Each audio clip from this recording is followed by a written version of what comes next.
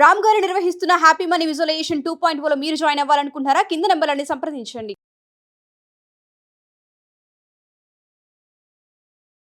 Hello Ram గారు. Hi Nagaraj. లైఫ్లో ప్రతి ఒక్కరూ కూడా కోపం అనే ఎమోషన్ నుంచి తప్పించుకోలేరండి. ప్రతి ఒక్కరికి ఉంటుంది.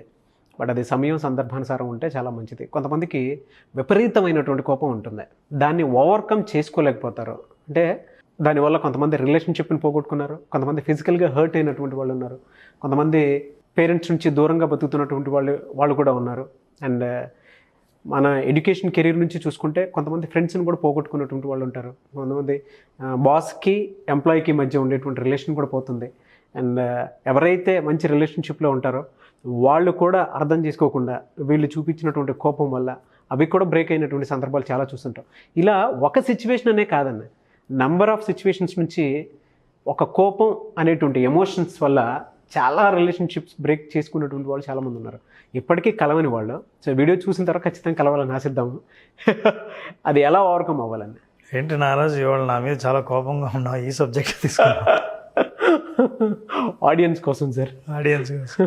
ఎక్కడో నేను చదివాను, కోపం అనేది చీపురు లాంటిది, చాలా అవసరం. కానీ లాంటిది అది ఉండాల్సిన ప్లేసు ఒక మూల, రోజుకు ఒక్కసారి అవసరం. ప్రతి ఇంట్లో చీపురు ఉంటుంది కానీ మూల ఉంటుంది, కానీ ప్రతి అవసరమే అది. అలా అని ఇంటి మధ్యలో వచ్చి పెట్టలేము. కోపం అవసరమే, కోపం కూడా చీపురు లాంటిదే, కానీ అవసరమైనప్పుడు ఉపయోగించాలి, అవసరం లేనప్పుడు అది మూల ఉంచాలి. అవును. కోపం అనేది ఒక మానవ ఎమోషన్. అది మనం ఈ ఎమోషన్ని వ్యక్తం చేయటంలో ఎలా వ్యక్తం చేస్తున్నారు అన్నది చాలా ఇంపార్టెంట్. అవునండి. సోక్రటీస్ అంటాడు, కోపంగా ఉండడం పెద్ద తప్పేం కాదు, కానీ కోపాన్ని ఎప్పుడు, ఎక్కడ, ఎలా, ఎందుకు, ఏ ఉద్దేశంతో ప్రదర్శించాలో తెలిసినవాడు జ్ఞాని అని. ఇన్ని తెలిస్తే వాడు కోపం ఏముంటుంది? సో ఆయన చెప్పాడు, కోపం రావటం తప్పు కాదు, కోపాన్ని ప్రదర్శించే పరిస్థితి తెలియకపోవడం, ప్రదర్శించే విధానం తెలియకపోవడం అది తప్పు అని. అవును. చాలామంది ఎన్నిసార్లు మన జీవితంలో చాలాసార్లు మనం కోపాన్ని ప్రదర్శించి తర్వాత రిగ్రెట్ అయిన సందర్భాలు ఉంటాయి. అనవసరంగా కోపడ్డాను, ఇట్లా అనుకుంటే బాగుండేది.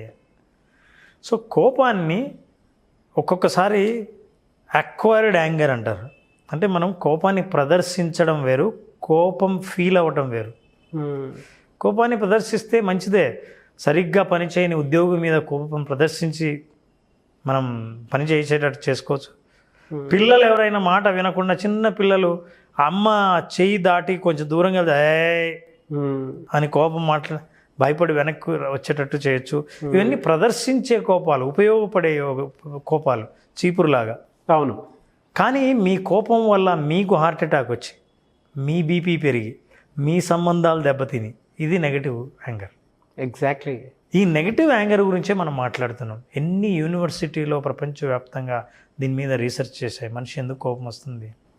తను అనుకున్నట్టు పరిస్థితులు లేకపోతేనో, ఉన్న పరిస్థితులు తనకు నచ్చకపోతేనో వచ్చే ఎమోషనే కోపం, యాంగర్. ఈ యాంగర్ ప్రదర్శించడం జనరల్గా ఎవరి మీద ప్రదర్శిస్తుంటామంటే, మనం మనకు అణిగిమని ఎవరుంటారో వాళ్ళ మీద కోపం ప్రదర్శిస్తాం. ఉదాహరణకి ఒక ఎంప్లాయీ ఆఫీస్లో వాళ్ళ ఆఫీసర్ ఏదో ఇంటికి దగ్గరలో వచ్చాడని చెప్పి ఒకసారి ఇంటికి రండి అన్నాడు.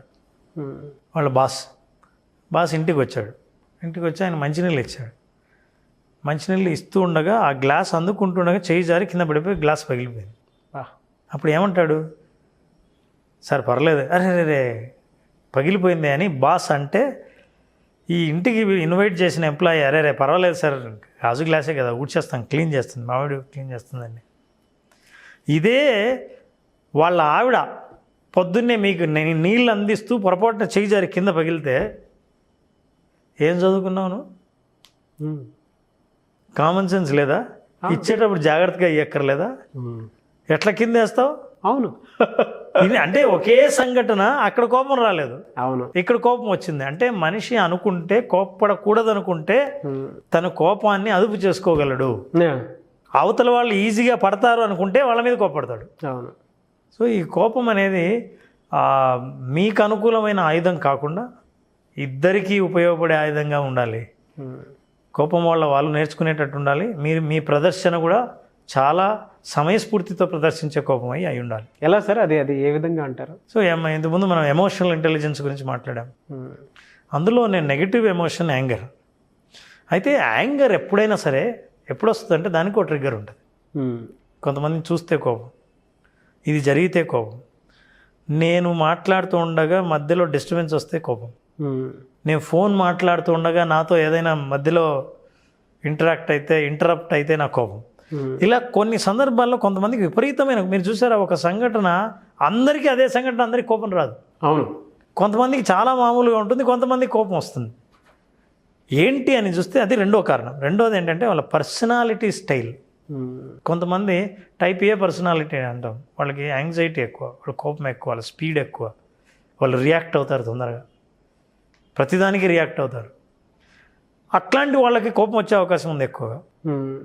కొంతమంది అదే సంఘటనను పర్వాలేదు వెయిట్ చేద్దాం, ఏముంది కాసేపు కూర్చుందాం అన్నాడు. ఏంటి వెయిట్ చేసేది ఇంతసేపా, అవి కోపం వస్తుంది. సో రెండవది పర్సనాలిటీ. మూడవది నువ్వు ఒక సంఘటనను ఎలా చూస్తావు అన్నది చాలా ఇంపార్టెంట్. చాలా మనిషి, మనం ఇంతకుముందు కూడా చెప్పుకున్నాం, నీకు జరిగే సంఘటన 10%, కానీ 90% మనం ఎలా రియాక్ట్ అవుతాం అన్నది చాలా ఇంపార్టెంట్. అవునండి, 90% how we take the incident, ఎలా తీసుకుంటాం అన్నది. మనం తీసుకునే విధానాన్ని బట్టి సంఘటనలో తేడా తెలుస్తుంది. చాలా. ఒకసారి అండి నేను I was travelling in a flight, 3 సీట్లు ఉంటాయి, నేను కూర్చున్నా, పక్కన ఆయన నాకు బాగా లావుగా ఉంటాడు, ఆయన ఇలా జరిగి కూర్చున్నాడు, నాకు ప్లేస్ లేదు, నాకు చెప్పాలంటే ఇబ్బందిగా ఉంది, కొత్త ఆయన, నాకు ప్లేస్ లేదు, ఇబ్బంది పడుతున్నా, కాలు లావుగా ఉన్నాడు, పైగా కాలు ఇలా వెడల్పు చేసి కూర్చున్నాడు. నాకు ఇంక ఎవరికి చేద్దాం, ఎయిర్ హోస్టెస్కి చేద్దామని అనిపించింది. అది మధ్యలో ఒక స్టేజ్ ఆగి మళ్ళీ వెళ్ళాల్సి ఉంది. ఆయన ఇట్లా ఉన్నాడు, నా కోపాన్ని ఎట్లా ప్రదర్శించాలో తెలియదు, కావాలని నా లెగ్ని కొంచెం ప్రెస్ చేసి నేను సర్దుకున్నా, బట్ అయినా ఆయన ఇటు వస్తున్నాడు. నాకేం చేయాలో తెలియక స్టేజ్ ఆగిపోతూనే అప్పుడు then I called air hostesses, please help me if you have any other seat. అప్పుడు ఎయిర్ హోస్టెస్ చెప్పింది నాకు, ఏం లేదండి, మీ పక్కన కూర్చున్న ఆయన పక్కన ఈజ్ అ పేషెంట్, ఆ పేషెంట్కి యూరిన్ బ్యాగ్ పెట్టారు, ఆయన అదొక్కటి క్యారీ చేస్తున్నాడు, ఆయనకి స్పేస్ ఇవ్వడం కోసం ఈయన జరుగుతున్నాడు కాబట్టి మీ దగ్గరకు వస్తున్నాడు, అందువల్ల మిమ్మల్ని ఇబ్బంది పెడుతున్నాడు. అవునవునవును, ఆయన అలా జరిగే దాని వెనక కూడా ఒక ఎమోషన్ ఉంది. ఆ ఎమోషన్ మీకు తెలియనంత వరకు కోపం వచ్చింది, తెలిసిన క్షణంలో ఏమైంది? సో నార్మల్ ఏ సంఘటన అయినా మనం వాళ్ళ దృష్టిలో చూడడం మొదలు పెడితే మీ కోపం తగ్గుతుంది. ఒక ఆయన సీరియస్గా పేపర్ చదువుతున్నాడు బస్ స్టాప్లో, చదువుతుంటే ఇంకో ఆయన 3 పిల్లల్ని వేసుకొచ్చాడు. ఆ 3 పిల్లలు అల్లరి చేస్తున్నారు, ఎక్కువ శబ్దం చేస్తూ ఆడుకుంటూ, ఈయన పేపర్ చదువుతుంటే పేపర్ని ఇట్లా లాగి ఎట్లా చేస్తున్నాడు. ఈయనకి మహా కోపం వచ్చింది. కోపం ఎవరి మీద? పిల్లల మీద కాదు, వాళ్ళ నాన్న చూస్తూ ఉన్నాడు ఇవన్నీ చదువుతుంటే. అరే మీ పిల్లలు ఇంతగా అల్లరి చేస్తుంటే ఎలా చూస్తుంటారో నాకు అర్థం కాదని, hello gentlemen what is this అని అన్నాను, can you please stop them అని.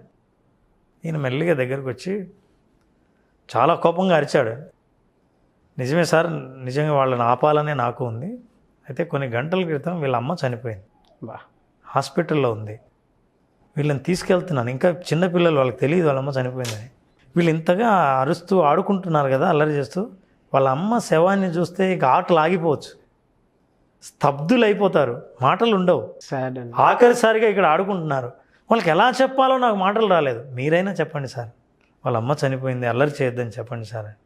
ఇప్పుడు ఆయన కోపం ఏమై ఉంటుందండి? మాటలే రావు సార్, అసలు మాటలే రావు. పిల్లల దగ్గర తీసుకొని ఒక్కసారి హగ్ చేసుకోవాలనిపిస్తుంది, ఫ్యూచర్ గుర్తొచ్చేస్తుంది, పిల్లల్ని దగ్గర తీసుకొని హగ్ చేసుకోవాలనిపిస్తుంది, అదే చేశాడు అతను. సో ఒక్క క్షణంలో మీ కోపం కింద పడిపోయిందంటే దానికి కారణం ఆలోచించండి. నెంబర్ 1 ఏంటంటే you started thinking on behalf of others. మీరు ఇతరుల పరిస్థితిని ఆలోచించడం ఎప్పుడు మొదలు పెట్టారో వెంటనే మీ కోపం తగ్గిపోతుంది, మీ ఎమోషన్స్కి లాజిక్ యాడ్ అవుతుంది. ఓ నేను ఇప్పుడు ఇట్లా ప్రదర్శించడం కాదు, ఇలా ప్రదర్శించాలి, ఈ ఎమోషన్ ఇప్పుడు ప్రదర్శించాలి.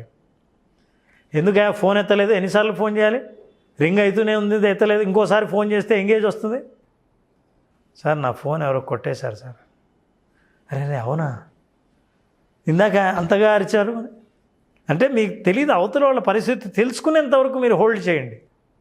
So the most important thing, కోపం ఎవరికైనా రావడానికి కారణం ఏంటంటే తమ వైపు నుంచే ఆలోచించటం, ఎదుటి వాళ్ళ వైపు నుంచి ఆలోచించకపోవటం. కొంతమంది వెర్రి కోపం వచ్చేస్తుంది, మరి అదట్లా ఎలా ఓవర్కమ్ అవ్వాలి, ఎలా హోల్డ్ చేయాలి? బ్రెయిన్లో లాజిక్ మిస్ అయిపోతారు. భగవద్గీతలో శ్లోకం ఉంది, క్రోధాద్భవతి సమ్మోహ సమ్మోహాన్ స్మృతి విభ్రమ స్మృతిభ్రంశ బుద్ధినాశో బుద్ధినాశ ప్రణశ్యతి. అంటే క్రోధం వచ్చిన వాడికి మార్నింగ్ మంచులో కప్పబడినట్టు వాడి జడ్జిమెంట్ మొత్తం ఇట్లా ఆవిరి కమ్మేసి తను జడ్జి చేయలేని పరిస్థితి వస్తుంది. బుద్ధిని కోల్పోతాడు, ఆలోచించే లక్షణాన్ని కోల్పోతాడు. ఆలోచించే లక్షణం కోల్పోయి ఎప్పుడైతే ప్రవర్తించాడో, అనాలోచిత చర్యలు ఎప్పుడు చేశాడో, ప్రణశ్యతి, నాశనం. సో ఈ ఒక్క విషయం గుర్తుపెట్టుకుంటే మనం ఎప్పుడైనా సరే ఏదైనా మనం పని చేస్తున్నప్పుడు ఒక్కసారి ఆగి ఆలోచిస్తే కోపాన్ని 50% మనం అడ్డుకట్ట వేయచ్చు. కోపాన్ని అణుచుకోవడానికి కొన్ని మనం పాటించడం ద్వారా కోపం లేకుండా చేసుకోవచ్చు. Number 1, live in the present. అంటే మీరు కోపం వచ్చినప్పుడు ఏమవుతుందంటే నెంబర్ 1 భాష మారుతుంది, మీ లాంగ్వేజ్ కొత్త భాష వచ్చేస్తుంది. Number 2, you will speak all past, ఎప్పుడు గతం మాట్లాడతారు మీరు కోపం వచ్చినప్పుడు. 3rd, వాయిస్లో వాల్యూమ్ పెరుగుతుంది. అవును. 4th, బ్లేమింగ్ లాంగ్వేజ్ వస్తుంది, మీదే తప్పు, మీరే, మీ వల్లే, అసలు నువ్వు నాకు కోపం తెప్పించద్దు చెప్తున్నా. వాళ్ళు ఎవరన్నీ తెప్పడానికి? అంటే మీ తాళాలని వాళ్ళ చేతులు ఇచ్చారు, మీరు అలా మాట్లాడకపోతే నేను ఇలా అనుండేవాడిని కాదు. అంటే ఇతరులు మిమ్మల్ని ఏమైనా మాట్లాడించగలరు. సో ఇప్పుడు మీరు అర్థం చేసుకోవాల్సింది ఏంటంటే మన ఎమోషన్స్ ఇతరుల చేతుల్లో ఉన్నాయి అని. So what you have to do is that, ఇవన్నీ దృష్టిలో పెట్టుకుంటే ఒక్క నిమిషం ఆలోచిస్తే ఈ లాంగ్వేజు, ఈ టోను, ఈ వాయిస్, కోపము అన్నీ తగ్గడం మొదలు పెడతాయి. Live in the present. The second, mindfulness. ఈ లివ్ ఇన్ ద ప్రజెంట్ అనేది మైండ్ఫుల్నెస్. ప్రతిదీ అబ్జర్వ్ చేసి జాగ్రత్తగా ఆలోచించి అవగాహన చేసుకోవటం మైండ్ఫుల్నెస్. ఎస్. ఇక ఆ తర్వాత మెడిటేషన్. కొంత మనిషికి నిదానాన్ని పొందుతారు. ఇది పొందినప్పుడు అర్థం చేసుకునే గ్యాప్ వస్తుంది. ఈ గ్యాప్ వచ్చినప్పుడు అవతల వాళ్ళు చెప్పే వినే ఓపిక మీకు ఉంటుంది. ఓపిక ఉన్నప్పుడు కోపానికి స్థానం తక్కువ ఉంటుంది. ఈ కోపాన్ని మనం అదుపు చేసే, ఇది అదుపు అనడం కంటే కోపాన్ని అంటే మేనేజ్ చేయడం అంటాం, కంట్రోల్ మాత్రం కాదు, మేనేజ్ చేయాలి. ఓకే. ఎలా? నా దగ్గరికి ఒక క్లయింట్ వచ్చాడండి. కోచింగ్లో ఇద్దరం కలిసిన ఒక గొప్ప ఐడియాని ఇంప్లిమెంట్ చేశాం. బహుశా అది చాలామంది మన ప్రేక్షకులకు కూడా ఉపయోగపడవచ్చు. మనం ఎక్కడికైనా వెళ్తే నో స్మోకింగ్ జోన్ ఉంటుంది, ఇంకా కొన్ని స్మోకింగ్ జోన్స్ కూడా ఉంటాయి. మీరు స్మోక్ చేయాలంటే అక్కడ మాత్రమే చేయాలి, అవును, ఇక్కడ మాత్రం స్మోక్ చేయకూడదు. వాళ్ళ ఇంట్లో నేను ఒక ప్లేస్ని డిజైన్ చేసి, ఏం చేయలేదు, ఒక ప్లేస్ డెసిగ్నేటెడ్ ప్లేస్, అంటే ఈ ప్లేస్ను గుర్తించి మీరు ఏదైనా కోపంగా అనాలనుకున్నా, అరవాలనుకున్నా ఇక్కడికి వచ్చి మాత్రమే మాట్లాడాలి. That is a smoking zone, that is a anger zone. ఇక ఇల్లంతా బెడ్రూమ్ నో యాంగర్ జోన్, చిన్నపిల్లల ఇంట్లో నో యాంగర్ జోన్, వాళ్ళ రూమ్లో హాల్ నో యాంగర్ జోన్, ఇవన్నీ no anger zone. Anger zones ఒక ప్లేస్. అంటే అతను ఎప్పుడైనా కోపం వస్తే జాగ్రత్తగా ఆ ప్లేస్కి వెళ్ళే కోపడాలి. ఈ వెళ్ళేలోపు కోపం తగ్గుతుంది. అదే టేకింగ్ టైం. కోపం తగ్గించుకోవాలనుకుంటే ఉన్న ప్లేస్ నుంచి దూరంగా వెళ్ళిపోవడం ఒకటి. Breathing, that is most important. యాక్చువల్గా కోపానికి బ్రీతింగ్కి చాలా సంబంధం ఉంది. కోపం పెరిగినప్పుడు బ్రీతింగ్ స్పీడ్ పెరుగుతుంది. నార్మలైజ్ చేయాలి బ్రీతింగ్. ఓకే. చేస్తే ఆలోచన వస్తుంది. ఈ స్పీడ్లో, ఈ స్పీడ్ బ్రీతింగ్ని రెగ్యులేట్ చేయడం కోసమని ఆ కోపంలో ఏం మాట్లాడుతామంటే లాజిక్కి సంబంధం లేకుండా మాట్లాడతారు. ఆ తర్వాత మనుషుల మీద గ్రడ్జ్, ద్వేషం ఉంచడం ఉంది చూసారా, ఆ ద్వేషం మనిషిని మాటికి కోపం తెప్పిస్తుంది. అందుకే కొంతమంది చూస్తూనే కోపం ఉంటారు చూసారా, వాళ్ళ మీద ఉన్న ద్వేషం వల్ల. ఈ ద్వేషం ఆరోగ్యానికి కూడా హానికరమే. సైకలాజికల్గా ఉన్న ద్వేషం అనే నెగిటివ్ ఎమోషన్ బయలాజికల్గా మీకు ఎన్నో జబ్బులు తీసుకొస్తుంది. ఆ ద్వేషం లేకపోవడం వల్ల కూడా తగ్గించుకోవచ్చు. They live in the present, mindfulness, relaxation skills, meditation చేయండి. Thank you so much Ram గారు. థ్యాంక్ యూ అండి. సుమన్ టీవీలో మీ పర్సనల్ అండ్ బిజినెస్ ప్రమోషన్స్ కోసం కింది నెంబర్కి కాంటాక్ట్ చేయండి.